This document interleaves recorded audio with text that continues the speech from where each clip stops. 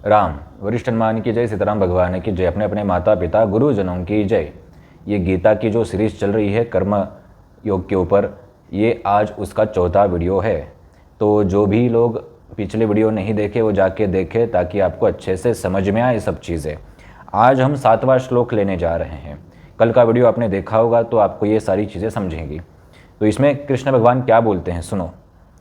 दूसरी ओर यदि कोई निष्ठावान व्यक्ति अपने मन के द्वारा कर्म इंद्रियों को वश में करने का प्रयत्न करता है और बिना किसी आसक्ति के कर्मयोग प्रारंभ करता है तो वह अति उत्कृष्ट है। यह है गीता का कर्मयोग अध्याय का 7वां श्लोक। पिछले श्लोक में हमने देखा है कि कुछ लोग तो कर्म इंद्रियों को वश में करने का नाटक करते हैं और मन ही मन लोभ चालू ही रहता है। ऊपर ऊपर की आदतें उन्होंने मार दी है, ऊपर ऊपर की उन्होंने गलत चीज़ें छोड़ दी है, लेकिन अंदर अभी भी चल रहा है वो गलत चीज़ें। तो ये खुद को धोखा देना है और कुछ नहीं। ये हमने पिछले वीडियो में सुना था विवरण से अच्छे से। और इसका आगे का भाग कृष्ण भगवान बोल रहे हैं कि दूसरी ओर यदि कोई निष्ठावान व्यक्ति अपने कर्म इंद्रियों को वश में करके आगे जो काम करता है तो वो अति उत्कृष्ट है। इसलिए अगर तुम्हें कोई कर्म करना है, कोई गलत चीज़, कोई गलत आदत छोड़नी है या फिर तुम्हें कोई नई चीज़ सीखनी है तो तुम्हें एक चीज़ ज़रूर करनी पड़ेगी अपने जीवन में, खुद से निष्ठावान रहना पड़ेगा। ना कि कोई मजबूरी में, कोई जानबूझ के नहीं। अंदर से जब तुम्हारी वो प्रेरणा आएगी, खुद से ही निष्ठावान होगे किसी भी चीज़ के प्रति। जैसे पढ़ाई करनी है, व्यवसाय करना है, काम करना है, कुछ और करना है, भक्ति करनी है, ये तुम्हें अंदर से होना चाहिए। ना कि तुम किसी मजबूरी में करना चाहो, किसी आडंबर के चक्कर में, किसी लालच के चक्कर में। अगर ऐसा करने जाओगे तो बहुत समस्या उत्पन्न होगी। हो सकता है तुम कुछ चीज़ों में सफल हो जाओ, हर चीज़ में सफल होना संभव नहीं है। ये हमने इस श्लोक में सीखा है। आगे क्या है, अपना नियत कर्म करो, जो 8वां श्लोक है वो। अपना नियत कर्म करो क्योंकि कर्म न करने की अपेक्षा कर्म करना श्रेष्ठ है। कर्म के बिना तो शरीर भी निर्वाह नहीं हो सकता। कृष्ण भगवान यहाँ पे साफ साफ हमें ये संकेत और आदेश भी दे रहे हैं कि तुम्हें कर्म करना पड़ेगा, कर्म करो।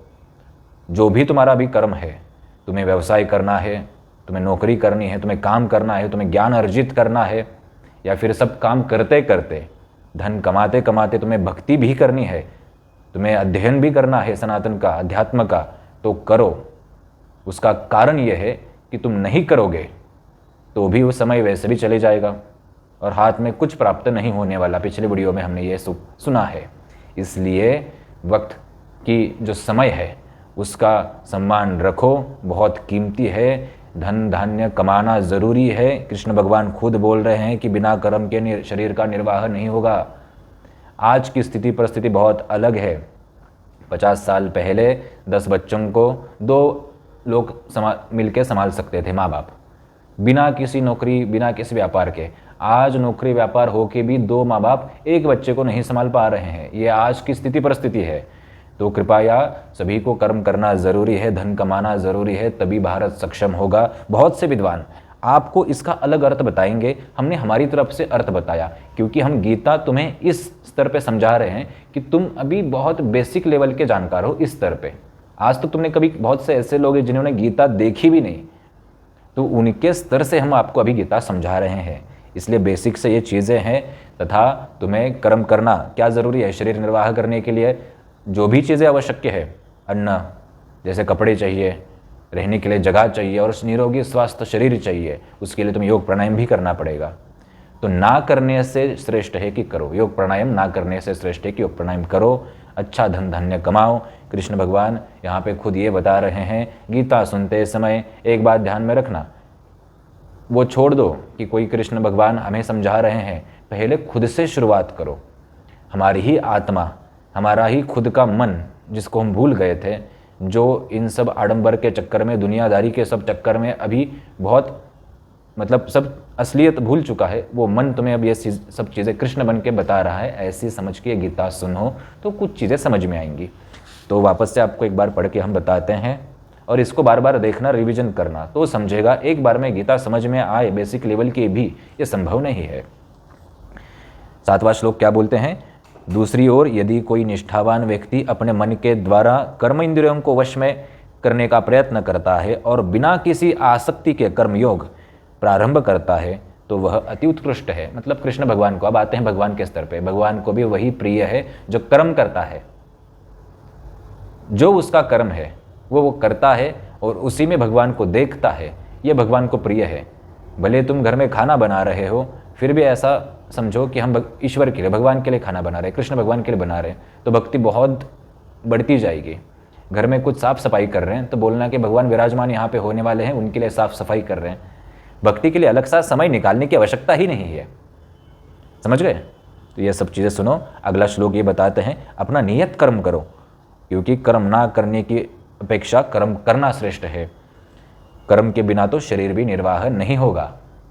बहुत साफ संकेत दिया है और मुझे नहीं लगता कि इसको ज़्यादा मुझे बताने की आवश्यकता है। आशा करते हैं कि ये जो 2 श्लोक बताए कृष्ण भगवान ने, मतलब तुम्हारी आत्मा ने, ये तुम्हें समझे होंगे। तथा जिनको भी वरिष्ठ अनुमान आना है, निःशुल्क यहाँ पे समाधान, ज्ञान वगैरह, ध्यान, सब चीज़ें होती है, आ सकते हैं। तथा ये हर रविवार को दरबार लगता है 12 बजे ठीक रूबी हॉल मेट्रो स्टेशन के पास है, पुणे महाराष्ट्र में। अभी तक गूगल मैप पे ये स्थान नहीं है। जिनको भी पूरा पता चाहिए या फिर कुछ और जानकारी चाहिए, नीचे व्हाट्सअप नंबर दिया गया है, वहाँ पे आप पूछ सकते हैं, पूरा जानकारी आपको दिया जाएगा। जो यहाँ पे नहीं आ सकते वो अपने घर पे बैठ के जो भी तुम्हारी समस्या या फिर इच्छा है उसके लिए अर्जी लगा सकते हैं। कैसे अर्जी लगानी है इसका वीडियो हमने यूट्यूब चैनल पे वरिष्ठ अनुमान की इसी डाला है, वो आप जाके देख सकते हैं। बहुत से लोगों के ऐसे अनुभव है, जो भी उनको समस्या है वो स्वप्न के माध्यम से या फिर अन्य माध्यमों से समझ में आती है, ऐसा लोगों का अनुभव है। तथा किसी भी आडंबर अंधविश्वास के चक्कर में ना पड़े। सनातन बहुत बड़ा ज्ञान है, जीवन पद्धति है, ना कि नींबू नारियल तक सीमित है। ये बात ध्यान में रखें और अपना कर्म करते रहे। सभी लोग वरिष्ठ अनुमान से जुड़े, सनातन और ये अपना जो भारत का असली ज्ञान है उसको बढ़ाने के लिए सभी का सहयोग आवश्यक है। जो दान पुण्य करना चाहते हैं सबका स्वागत है। किसी भी तरह का मदद करना चाहते हैं, ज्ञान से, भक्ति से, शक्ति से, सभी का स्वागत, क्योंकि आगे भव्य ये मंदिर वगैरह बनेगा। पूरे विश्व में इसके मंदिर बनेंगे। 200 देश है, कम से कम 100 देशों में तो हम बनाएंगे ही बनाएंगे, ऐसा हमारा संकल्प है। आशा करते हैं कि ये छोटी छोटी चीज़ें गीता की है वो, लेकिन बहुत बड़ा परिवर्तन जीवन में लाती है, समझी होंगी। आज के लिए यही। वरिष्ठ अनुमान की जय। राम।